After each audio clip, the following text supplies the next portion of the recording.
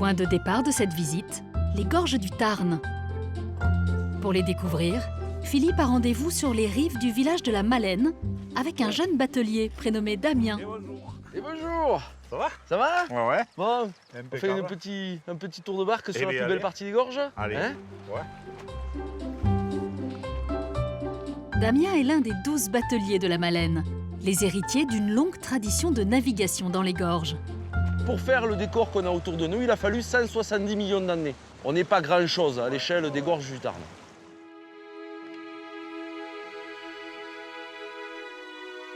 Cette faille gigantesque atteint par endroits jusqu'à 500 mètres de profondeur. Grâce ou à cause de cette géographie tourmentée, la barque est devenue au fil du temps le principal moyen de déplacement dans le canyon. Alors là, on est un peu dans la quintessence de la nature. C'est l'endroit donc le plus sauvage, les détroits. Et en fait, depuis les premières barques qui datent de 1875, ça n'a pas vraiment changé. Mais c'est vrai que c'était autrefois le moyen de déplacement ici dans les gorges le plus commode, parce que pour aller... Exactement, d'une rive à l'autre, c'était la chose. Et puis bien étudié, fin, pour justement bien fendre l'eau. Et oui, on voit des photos anciennes où il y a des barques avec 3 ou 4 chèvres dessus. C'est ça. Oui, c'est assez... Unique moyen de communication sur le territoire jusqu'en 1905, date de la construction de la première route, ces gorges étaient quotidiennement utilisées pour transporter les hommes, les marchandises et les animaux. Dans le sens du courant, les déplacements se faisaient uniquement à la perche ou à la latte, comme on l'appelle ici, tandis que le retour s'effectuait tracté par des chevaux. Toi, tu es devenu batelier, mais c'est un peu une tradition familiale, non? Oui, c'est ça, oui. Mon grand-père était batelier. Après, justement, c'est lui qui m'avait un peu donné, un petit peu jeune, la vocation et l'amour, justement, de la région. Et le fait d'avoir cette vocation de faire batelier, ça vient essentiellement de lui. Bon, ma grand-mère, de toute façon, elle a participé à la batellerie aussi, hein, Oui. pas comme mon grand-père. Elle était en charge de descendre le cheval, qui à l'époque remontait en traînant une dizaine de barques derrière lui. Et oui, comme... Et elle remontait à vélo. Ah, voilà. C'était une époque rude. Et là, on approche du village de la Croze.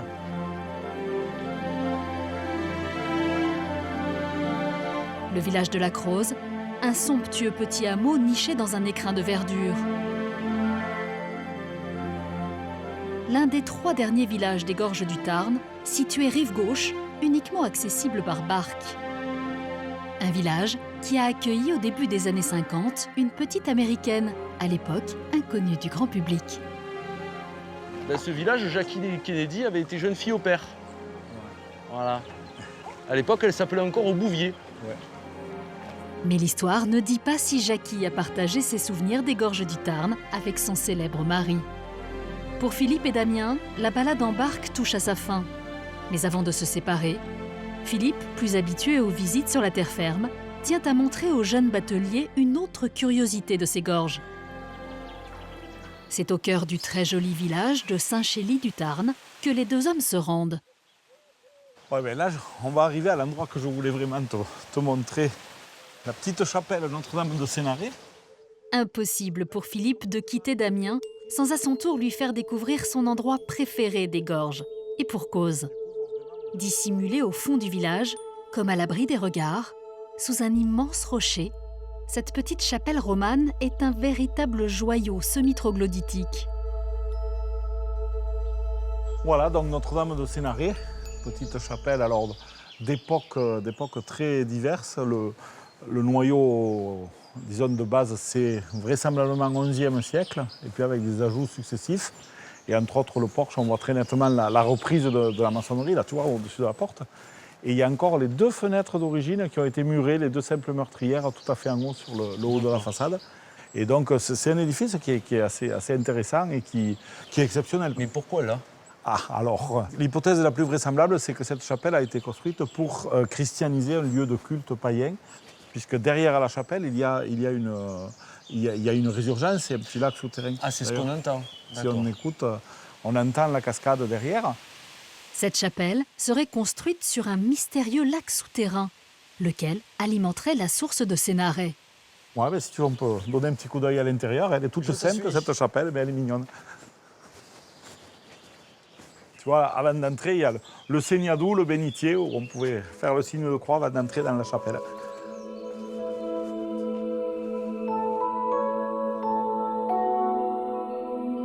À l'intérieur règne une profonde sérénité. On peut y découvrir des arcades murées derrière lesquelles s'écoulerait la fameuse source d'eau cachée et un chœur construit au tout début du XIe siècle. Et donc on sait qui a construit la première partie? Alors ce sont vraisemblablement les moines du monastère de Saint-Élimie qui possédaient toute la région.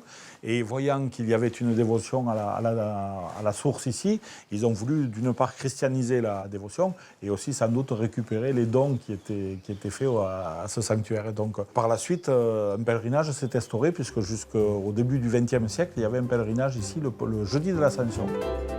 Après Saint-Chély du Tarn et sa mystérieuse résurgence, voici un autre endroit dans ce coin des Cévennes où l'eau a la part belle. C'est Florac, la capitale du parc. Avec sa source du Pêcher et sa cascade en plein cœur de la ville, on la surnomme souvent la petite Venise lozérienne. Philippe s'y rend aujourd'hui pour y rencontrer un amoureux des lieux venu d'Angleterre. Bonjour. Bonjour, Philippe. Roger, on a le beau temps c'est pour super, la visite de la ville. ouais.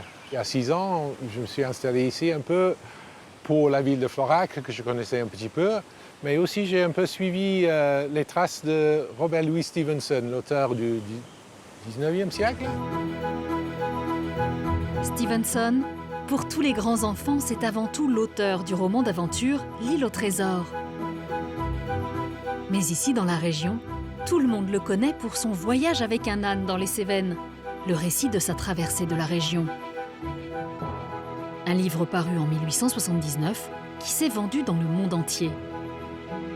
Je ne vais pas te faire découvrir Florac, tu connais mieux que moi, mais on va peut-être voir là où Stevenson est passé. Je peux te raconter quelques anecdotes sur lui. Si on passe par l'église en montant, puis on descend dans la vieille ville, ça te va? Très bien, on y va. Tout comme Roger et Philippe aujourd'hui, on sait que l'écrivain a arpenté les jolies ruelles de Florac en compagnie de son ânesse, Modestine, et qu'il y a certainement fait de très belles découvertes à l'image de cet ancien couvent construit au XVIe siècle. Voilà, fameux portail, avec l'inscription un peu difficile à déchiffrer en latin médiéval. Alors en réunissant à peu près tout ce qui me reste de connaissances, je pourrais dire que multra renecentur quae iam decidere. Parmi tous ceux qui gisaient, beaucoup ressusciteront. Oh, trop fort. Tu sais, quand Stevenson est venu ici, il s'intéressait beaucoup à la guerre des Camisards, le conflit entre les protestants et les catholiques. Et en fait, ici, ce bâtiment, ça a été utilisé par le roi. Il a envoyé les frères capucins ici pour établir une mission pour reconvertir la population protestante. En effet, Florac, qui au XVIe siècle comptait 1200 protestants pour 200 catholiques, n'a pas échappé aux guerres de religion qui ont particulièrement marqué les Cévenols. À l'emplacement de l'église actuelle, leur temple a même été par 2 fois détruit. Un sujet que Stevenson n'a pas manqué de développer dans son livre. On arrive à la fameuse esplanade avec ses platanes, son aspect méridional qui a un peu impressionné Monsieur Stevenson quand il est arrivé ici. Et en fait, c'est ici, dans cette auberge, que Stevenson a logé quand il est passé à Florac il y a 139 ans. Et il a parlé avec les gens dans les cafés, il a écrit un petit peu dans son journal. C'est quand même émouvant de savoir qu'il a dormi là. Oui, c'est une étape qui est préservée dans l'histoire l'essence, par ce qu'il avait écrit. Voilà Philippe, on arrive à la fin de notre petite balade, à côté de la source du Pêcher qui traverse le tout Florac, qui fait qu'il y a les nombreux ponts dont Stevenson a écrit, dont le pont de la mairie qu'on voit là. Et c'est par là qu'il est parti avec son ânesse Modestine pour faire son chemin. On pourrait peut-être prendre le même chemin. Eh bien, suivons-le, allons-y. C'est donc sur ce pont, à la manière de Stevenson, que les 2 hommes ont choisi d'achever leur visite de la ville.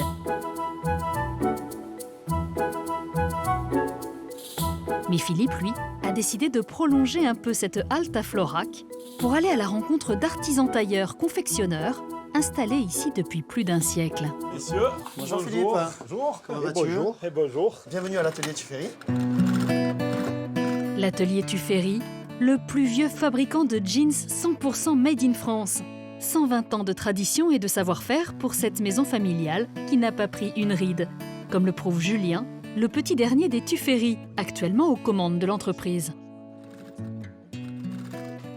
Alors tout commence dans les années 1890 avec Célestin Tuffery, qui est finalement mon arrière-grand-père.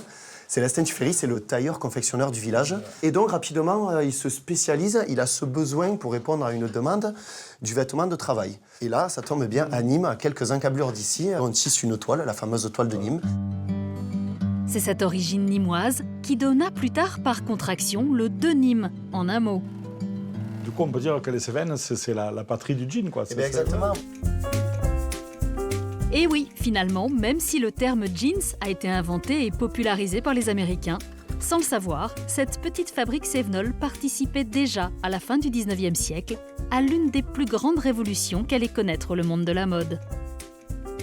Donc là, tu vois, papa, il est en train de marquer à la craie minérale sur le jean ce qui a été un de nos patrons. Pourquoi une craie minérale? Parce que c'est une craie qui n'est pas grasse. Et c'est pour ça que ça ne va jamais salir le tissu. On le trace le plus finement possible. Et en fait, tout ce travail en amont de pièces en carton, c'est là où il y a tout le secret, les secrets de famille et surtout les secrets du savoir-faire de l'atelier Tuffery. Ici, tu retrouves tous les outils historiques de l'arrière-grand-père. Donc voilà, des ciseaux très lourds, le vrai ciseau du tailleur. C'est pour ça qu'il y a le talon en fait. Un ciseau tailleur ne va jamais se porter, il va toujours se talonner.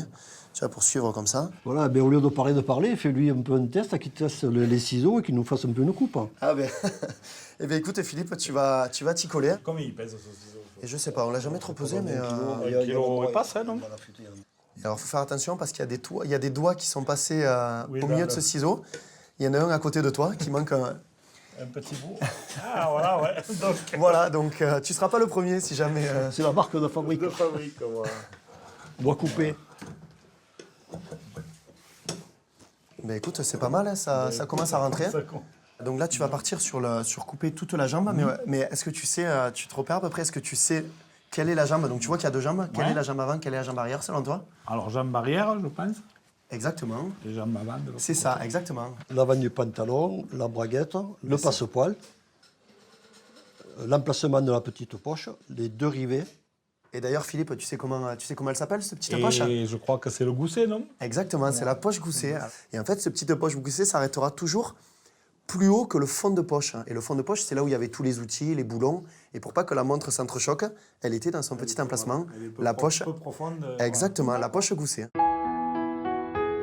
D'ailleurs, à quelques encablures de Florac, il est un endroit où les heures semblent s'écouler plus lentement qu'ailleurs.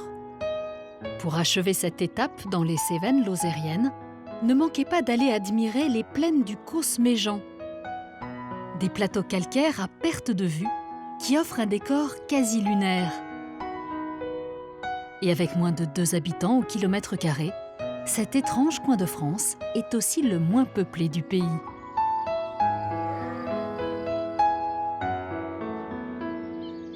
Et si vous aimez la randonnée, rien de tel qu'une balade dans le chaos de Nîmes-le-Vieux.